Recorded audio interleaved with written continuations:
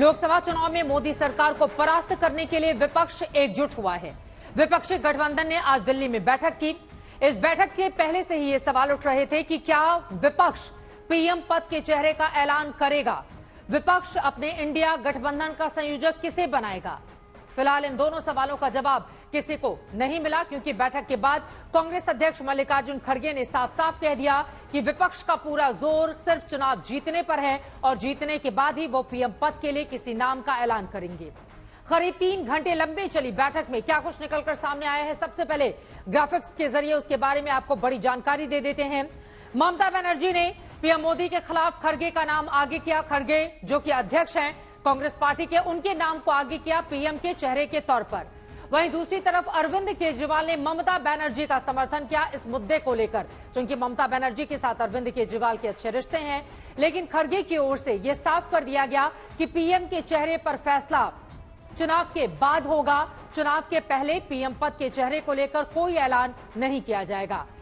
खड़गे ने यह भी कहा कि जीत पहले जरूरी है, इसका फैसला बाद में किया जाएगा।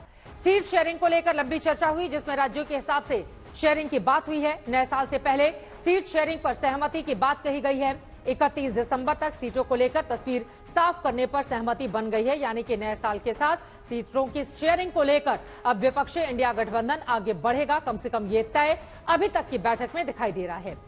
वहीं सांसदों के निलंबन के खिलाफ प्रस्ताव पास हुआ। ऐसे में 22 दिसंबर को निलंबन के खिलाफ इंडिया गठबंधन के दल एक साथ देशव्यापी प्रदर्शन करने वाले हैं, जहां कहीं न कहीं एकजुटता का संदेश जनता को देने की कोशिश की जाएगी, तो दूसरी तरफ सरकार को इस मुद्दे पर घेरने की पूरी रणनीति भी तैयार की जाएगी। पूरे देश में अलग अलग जगहों पर इंडिया गठबंधन की 8 से 10 मीटिंग करने का प्लान रखा गया है, ताकि वहां की जनता पर एक बड़ा इंपैक्ट विपक्षी इंडिया गठबंधन को लेकर डाला जा सके। इसके अलावा ईवीएम का मुद्दा भी उठाया गया है।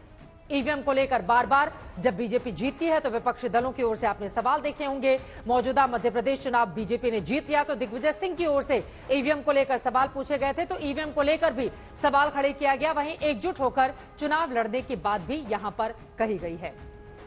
कांग्रेस अध्यक्ष मल्लिकार्जुन खड़गे ने बैठक के दौरान क्या कुछ कहा है, सबसे पहले वो सुनवाते हैं, उसके बाद पूरी रिपोर्ट आपको दिखाएंगे कि किस तरह की रणनीति 2024 के चुनाव को जीतने के लिए दोनों ही पक्षों की ओर से तैयार की जा रही है। जो इंडिया गठबंधन का एक मुद्दा है कि सभी लोग मिलकर काम करेंगे और सीट शेयरिंग का भी हम मिलके पहले जिस स्टेट में हमारे लोग हैं पहले वो लोग वहां पर एक दूसरे से समझौता करेंगे। अगर कहीं दिक्कत है या कहीं अभी नहीं बन सकता, उसके लिए फिर यहाँ पर हमारे जो इंडिया गठबंधन के नेता लोग हैं उसको वो डिसाइड करेंगे। और बहुत से जगह जो हर एक पार्टी एक जो है वो ठीक ढंग से है। अब चाहे वो तमिलनाडु में हो, केरला में हो, कर्नाटक में हो या तेलंगाना में हो, बिहार में हो, अब जो मुद्दा है इसका यूपी में वो भी सुलझ जाएगा और बाकी का दिल्ली या पंजाब का है वो समस्या को भी किस ढंग से सुलझाना, ये भी बात बाद में तय हो जाएगी। कांग्रेस पार्टी के अध्यक्ष मल्लिकार्जुन खड़गे को आप सुन रहे थे। वहीं गठबंधन के बाकी सहयोगियों ने बैठक के बाद उनकी ओर से क्या बातें कही गई, अब जरा वो जानते हैं। इंडिया गठबंधन की बैठक हुई है जी, और सभी दल बहुत जल्दी टिकट बांट करके मैदान में जाने के लिए तैयार है। सहमति बन गई, बहुत जल्दी सीटें डिस्ट्रीब्यूट होंगी और हम सब लोग जनता के बीच में दिखाई देंगे। जो मैंने पहले दिन से कहा, स्ट्रेटेजी हमारी वही पीडीए रहेगी और भारतीय जनता पार्टी को हराएंगे। I can't give any statement unilaterally. What is a collective voice will be expressed in the press conference. तो क्या ममता जी ने जो खड़गे जी का नाम सजेस्ट किया है पीएम के लिए, उस पर सब लोग सहमति से ही सारे निर्णय लिए जाते हैं। सब लोग सहमत हैं। जो चीज जिन बातों पे सहमति बनी है पीसी में उनकी घोषणा हो जाएगी। बात तो लंबी चौड़ी हुई है, अच्छी बात हुई है। 22 तारीख को सारे देश में सभी राज्यों में प्रोटेस्ट होंगे।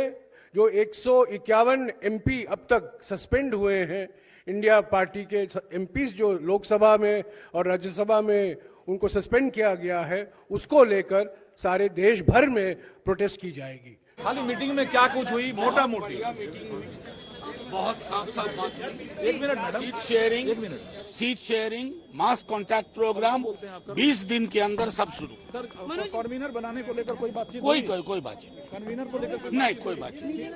सर बहुत यार सर सीट बहुत successful. Sir seat sharing rally सब 3 हफ्ते में सब डिसीजन। अच्छा रहा। अभी शुरू होगा, कैंपेन भी शुरू होगा, सीट शेयरिंग भी होगी, सब होगा। कन्वीनर को लेकर सर कोई चुना गया? कन्वीनर को लेकर कोई बात हुई? नहीं अभी पहले तय हो जाएगी। यार जो थे वहाँ पे मीटिंग में उनको पता नहीं, आपको पता है तो आप ही जवाब देंगे। और इस वक्त एक बड़ी खबर आ रही है, सीधे उसका हम रुख करेंगे। आपको बता दें, विपक्ष इंडिया की जिस तरह की बैठक चल रही है, आगे की रणनीति को लेकर बड़े प्लान तैयार किए जा रहे हैं। इन सबके बीच टीएमसी चाहती है तेजी से फैसले हों और सीट बंटवारे पर ममता बनर्जी, पश्चिम बंगाल की सीएम, ने कहा है कि करीब 300 सीटों पर चुनाव लड़े कांग्रेस पार्टी। सूत्रों के हवाले से ये बड़ी जानकारी निकलकर सामने आई है। आपको बताते चले कि वैसे भी 200 से ज्यादा सीटों पर बीजेपी और कांग्रेस के बीच सीधी फाइट है, लेकिन सबसे बड़ा सवाल उन 3 राज्यों को लेकर खड़ा होता है। उत्तर प्रदेश में 80 लोकसभा की सीटें हैं। समाजवादी पार्टी से कितने पर गठबंधन होगा, ये बड़ा सवाल है, क्योंकि मौजूदा वक्त में सिर्फ एक सीट रायबरेली की कांग्रेस पार्टी के पास है। दूसरे नंबर पर आता है महाराष्ट्र, जहां पर 48 लोकसभा की सीटें आती हैं।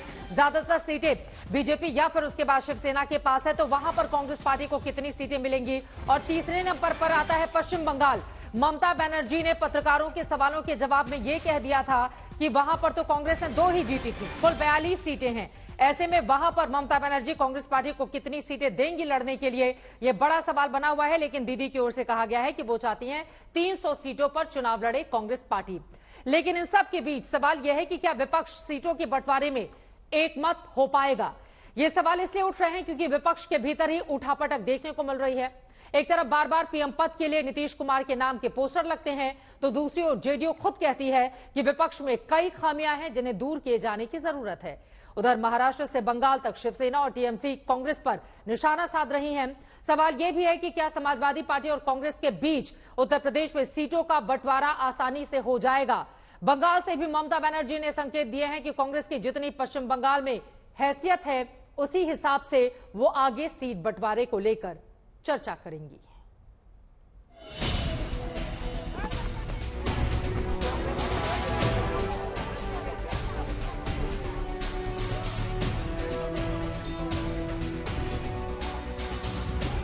दो 2024 की जंग में मोदी सरकार को परास्त कर देने के इरादे से विपक्षी पार्टियां एकजुट होने का प्रयास कर रही हैं। 3 बैठकों के बाद विपक्षी गठबंधन इंडिया ने आज दिल्ली में चौथी बैठक की, मगर इस बैठक से पहले ही सीट शेयरिंग के फॉर्मूले पर उठापटक शुरू हो गई। देखिए, सुबह सुबह ही नीतीश कुमार का ये पोस्टर सामने आ गया। साफ साफ लिखा है इसमें कि अगर सच में जीत चाहिए तो फिर एक निश्चय चाहिए, नीतीश चाहिए। जेडीयू की ओर से लगातार कहा जाता रहा है कि विपक्ष का चेहरा बनने के लिए नीतीश सबसे सही है। जेडीयू अभी भी कह रही है कि विपक्षी गठबंधन में कमियां हैं, जल्दी दूर करनी पड़ेंगी।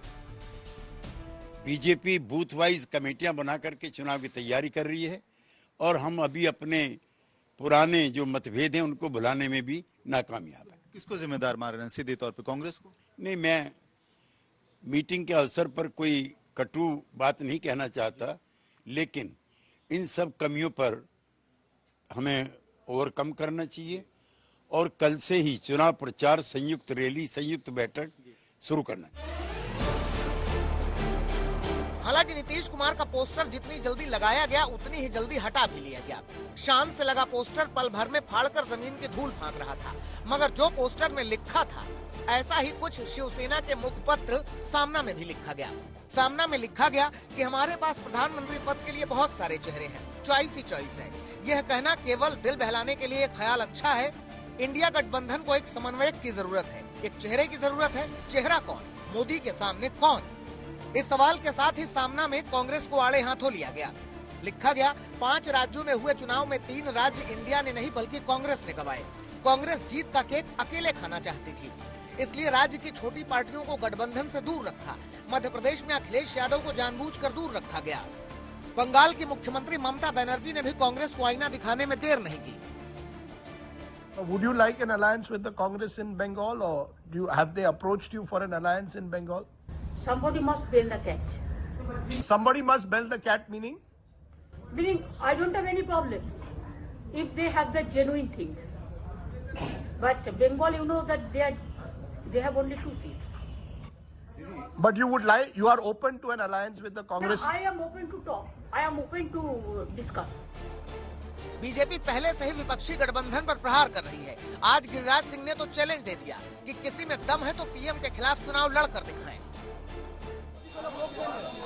अगर किसी में इंडी गठबंधन में हिम्मत है तो एक व्यक्ति जाके नरेंद्र मोदी से बनारस लड़ ले। चुनाव में नीतीश कुमार हो या आरजेडी का कोई हो। अरे ये सब आईवास है, अपने स्वार्थों के लिए जा रहा है, अपने गुनाहों को छिपाने के लिए गठबंधन कर रहा है।